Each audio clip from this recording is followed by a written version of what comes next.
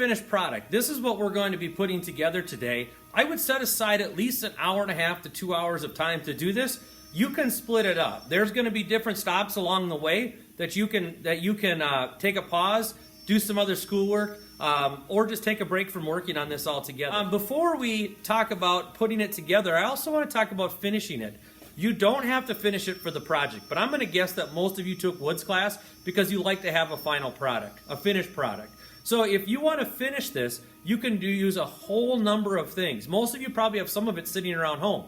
You could use the varnished polyurethane that you may have. That's going to be the same thing that's on cabinet doors, interior doors, the trim that you have in your home. That's just that clear coat. That's just going to seal this up and protect it from getting wrecked from humidity and stains and dirt and all that stuff that get on it. If you're going to go the traditional route, you would stain it and then put clear coat over it. If you don't have that at home, that's okay. If you want to make a trip out and get it, that's fine, but by no means do you have to do it for the grade in the class.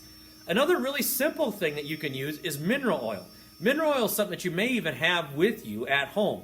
That is usually found in the pharmacy section at Cub Foods. I know I've got a small grocery store at my house called Coburn's where I can get a whole jug of it for $2.50. Mineral oil gets put on cutting boards, but you can also use to finish this. Now, you'll notice that there's some nail heads on here, real small nails that we call brads. You could also just paint this. If it's a white color, a gray color, whatever color that you have at home, that paint will cover up those nails if you don't like seeing those nails. And we use nails, and some of the joinery on this is pretty simple because I gotta go with some people don't have tools at home. So the only tool that you absolutely have to have for this is a hammer. It's helpful to have a bottle of glue, and I give you the sandpaper that you'll use. So we're going to put this together. I look forward to building something with you finally, right? We get to build something together. If you've got questions, please send me an email. Maybe send me a picture of what you're stuck on.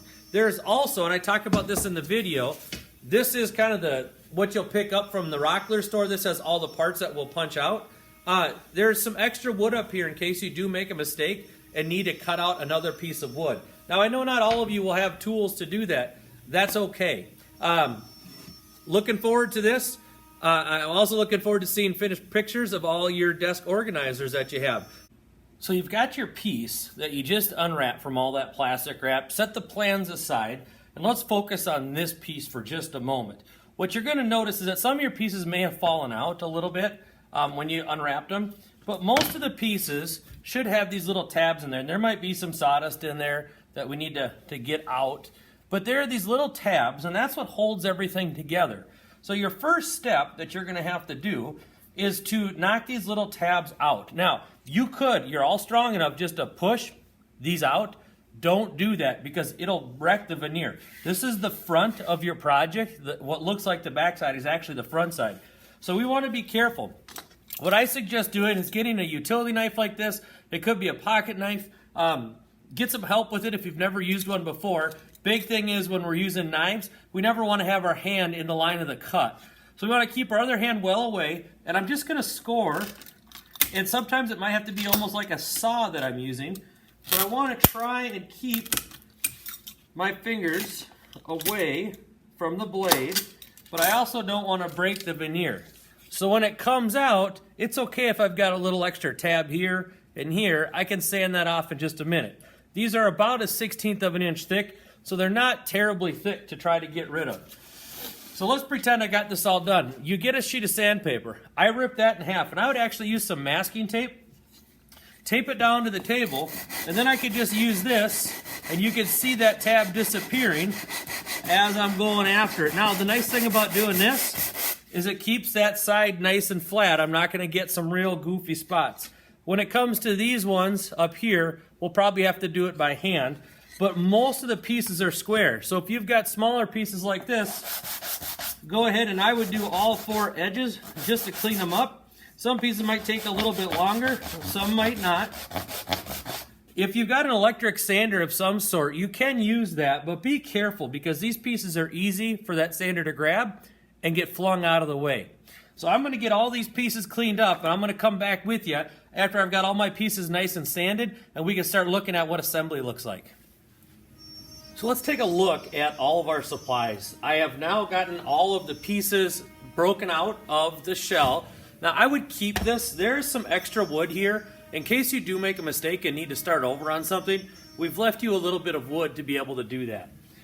So I've got my pieces. I'm kind of grouping them together. Please refer to your plans. This should come in the packet. It's front and back. It's got an exploded view. It's got some directions, and it's got some sizes on there if you're confused.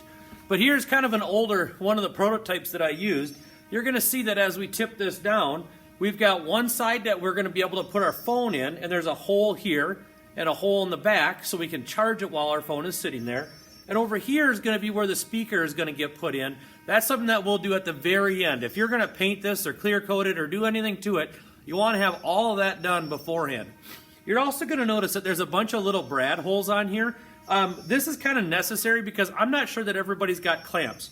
So I've gone ahead and pre-drilled all of these holes for you so you know exactly where the nails need to go. The nails are going to come in your plastic bag, and I've dumped the contents out here. You're going to notice about 20 or so 1¼ brads, and you're also going to notice a couple 1-inch brads. Those 1-inch brads, you can see on this one, I didn't use the 1-inch brads, and there's nails sticking out here and here from the nail on this side and this side. So we want to make sure to use the shorter brads where our phone is going to go so we don't have the nails sticking out in that opening. It's also easiest if we do some sub-assemblies. So that means we're going to put together this interior part and this interior part. Or if you're looking at your plans, we're going to put together this part right here, and then we're going to put together this part right here. Then we'll put the whole thing together. The only supplies that you need that I have not provided for you is a hammer.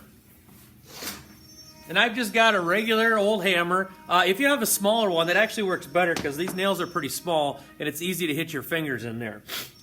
If you've got glue, either white glue or wood glue, go ahead and use that. But please don't make a trip to the store if you don't have that. All right, so we're going to start. The side that has 2 holes is the back. And I'm just going to start with that laying on the table. The side with the smaller hole is going to be where your phone docking station is.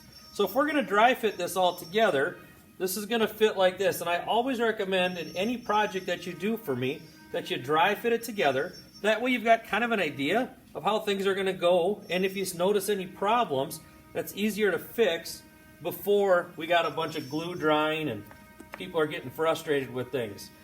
So we're going to dry fit this all together just so you kind of have a visual. Make sure all my parts are the right size. My bottom goes here. So we can see that that's going to fit. Then I'm not going to, probably is going to fall apart if I try to push this all together right now.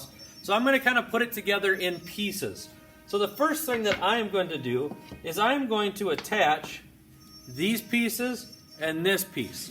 So to do that, I'm going to have to be pretty good with my hands, but I think you all are. That's why you're here. I'm going to put a little bit of glue on here. Notice not a ton of glue. And then I'm actually going to spread it thinner because we don't want a bunch of glue squeezing out. I'm going to take this top. You can notice that there's 2 holes in there. Those will be drilled for you. And I'm going to kind of pinch this with my fingers so that it's flush right here, meaning that there's no gap. It's nice and smooth. Then I'm going to put it down on a sturdy table.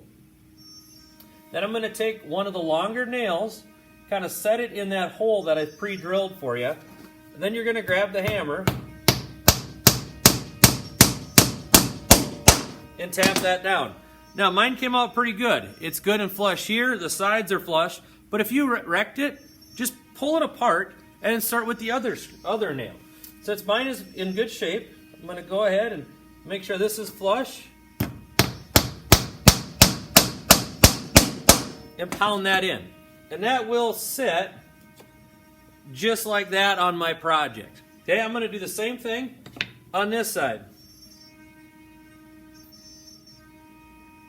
A little bit of glue, spread thin. I'm looking at, I think this side looks nicer, so I want that nice side up.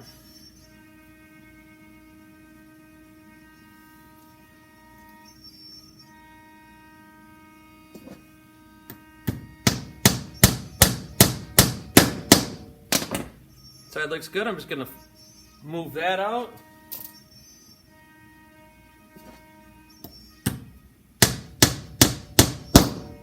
Now, you may have an unfortunate situation where I drilled the holes. The CNC router cut everything out, but I drilled the holes, and I may have gotten a hole a little bit off. You could see here, that hole is a little bit to the side and it split the wood right there. That's not going to be that big of a problem. But if the hole is wrong, maybe I goofed up, you can start without a hole, and you could put a nail next to it if you think it's going to miss. Luckily, this missed on the inside, so we're not going to see it. So I put that in. Now my next step is to put this end cap on, just like this. And I've got a little bit of fuzz on here that I want to get rid of. So I'm going to use my sandpaper and sand this out.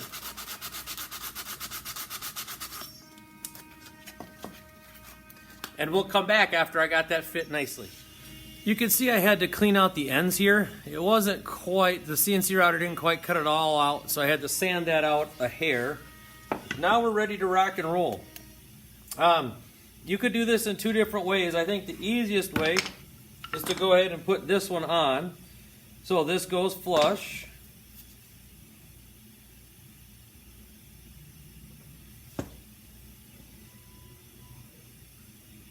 We'll use our nails again. Do this on a nice sturdy table. If you have to do it on the floor, you can. See right there, I missed with my nail, and you're probably going to have that happen if I get the nail holes in the wrong spot. So I'm going to pull that out. I'm going to make my own nail hole. And I apologize if this happens a lot to you guys. It's not my intention, but I am only a human. So, I'm putting this back on.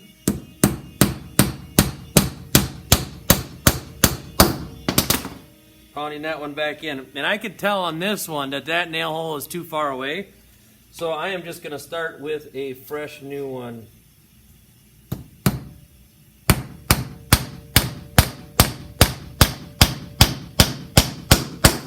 There. If you're concerned about this, which I would be if it was my project, you can get some wood putty at Menards, Lowe's, Home Depot, local hardware store. You may even have some at home, and fill in those holes so that when you paint it or whatever it is that you do at the end of it, it's not so noticeable. Now I can snap that in, and that side fits just fine. I'm going to do the same thing over here.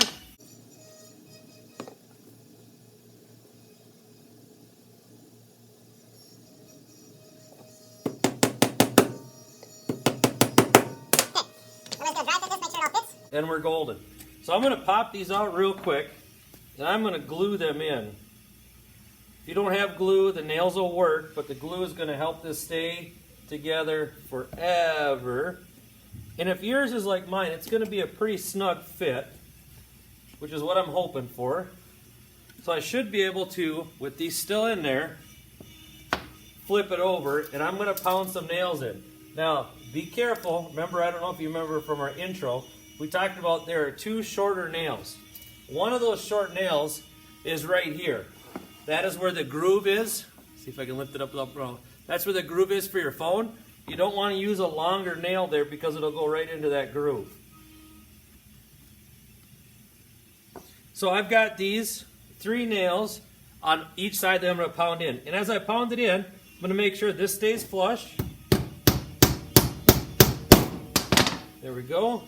And these ones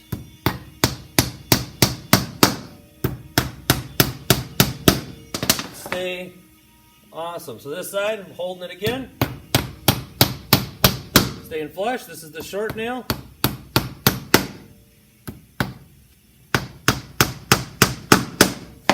Okay, so now we should have half of it together. Remember, the short nail's not sticking through that groove now. I don't have any nails sticking out. I got the extra holes there from where I got those holes drilled in correctly. You'll notice that there's these little bumps right here. There's a little extra there and there. That is just the way CNC routers work. Because it's a round cutter head, we have to overcut those dados. Otherwise, we would have issues with these fitting in there because this is a square corner, so we have to overcut it. If that doesn't make sense, come back to Woods class. We'd love to see you next year.